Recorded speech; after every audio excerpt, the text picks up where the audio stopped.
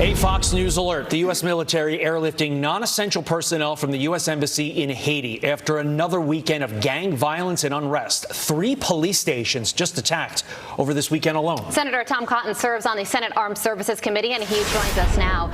Senator, good morning to you. This situation in Haiti is truly unbelievable when it comes to what's going on there with gang members potentially toppling the government there. But also what's happening is thousands of people have escaped prisons there. So when people hear that and they think about our border situation here at home, they wonder, how could the situation in Haiti impact us here in the U.S.? Carly, the violence in Haiti is horrific. Haiti has long been a troubled country. This is yet another embassy evacuation under Joe Biden. I think this is up to 6 or even 7 embassy evacuations now in barely 3 years, a sign that President Biden is overmatched by events, which, again, you see at our southern border when we're having more than 300,000 migrants, in some cases, a month cross our border, to include gang members from places like Mexico or potentially from Haiti. You have reports of gang violence of Chinese nationals who have crossed our southern border. This is why our national border is not just an immigration issue, it's a national security threat. And it's a violent world all over right now. And so the Senate Intel Committee, of which you are hearing on worldwide threats today. CNN article speculating that, quote, China's worried about the return of Trump, but it also sees opportunities if he wins. That's how they're spinning it. But there's a reality. We face threats from abroad. What questions are you planning on asking today, Senator? Well, I think what we're going to hear today from all of the security chiefs is that this is one of the most dangerous times in the world they've seen.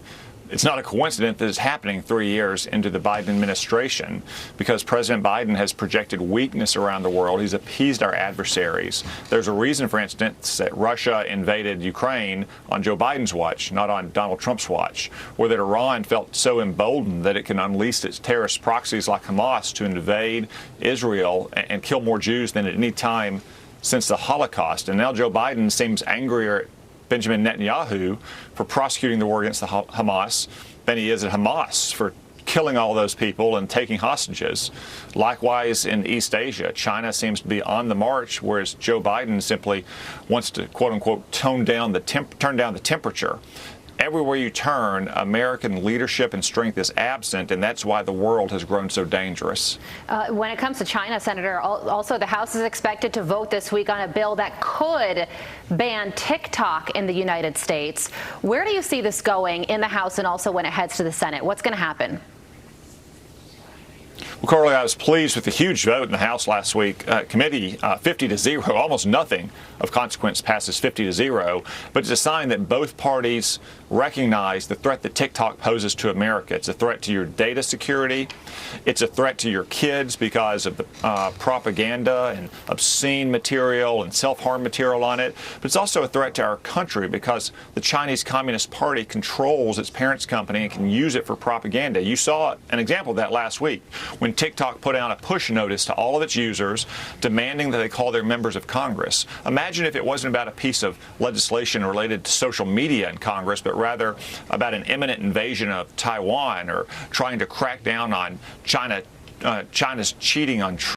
Mm-hmm. So I support the legislation vote the House, and then I would call on Senator Chuck Schumer in the Senate to call it up promptly for a vote in the Senate. It's not technically a ban of TikTok. It just says that the parent company, which is controlled by the Chinese Communist Party, has to sell it to a company that is not controlled by a country like China. Yeah, basically they're saying it needs to be a divestment. It is not a ban, so we do need to be clear on the language there. And the bedfellows on this one are strange. You have Democrats and Republicans coming together. You have a lot of Republicans somehow saying, I'm okay with TikTok. So we'll see how it all shakes. Senator Tom Cotton, thank you for your time this morning and your insight.